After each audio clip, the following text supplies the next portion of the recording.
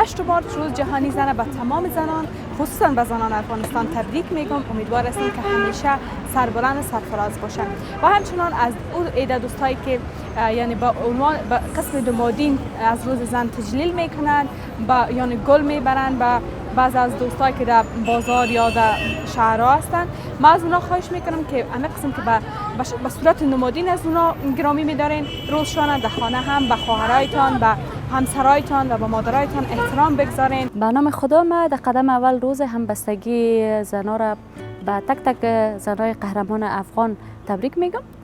میخوایم بگیم که متاسفانه یک سال خیلی بدی داشتیم، اما باز با وجود همه مشکلات هنوز هم خبرنگارای زن در سراسر ولایت کار میکنه.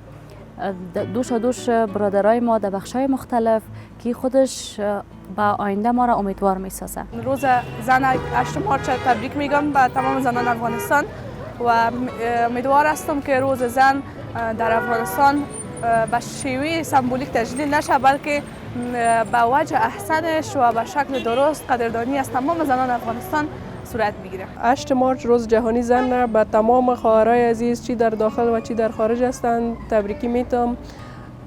خدا کنه که همیشه خوش باشن و جای خوشحالی دهی است که تمام خواهرای ما، تمام زنایی که نسبت به سابق بودن به خاطر کار به بیرون ما برایانی جای افتخار است بر ما. روز تجلیل از مقام زن در تمام جهان می باشه، برشان تبریک عرض کنم و بخصوص برای تمام زنان افغانستان که بسیار رنج دیده هستند، یعنی حقوقی که باید بر اونا داده میشد و هنوز داده نشده برشان و حالی که پروسه صلح در میان است، ما میخواهیم که تمام حقوقی که و دستاوردهایی که در چند سال گذشته ما رو به دست آوردیم و اینا را میخوایم اونا را ما حفظ کنیم. ما جاتم ورځ ټول خویندو ته مبارکي وایم او خوشاله یم چې د پخوانه تیر کالو کې د ښځو موقف پورته شوی دی، یعنی د ښځو او جنکو تعلیم ډیر شوی دی محسوس د دولتي کې او غیر دولتي کې او د ښځو شتون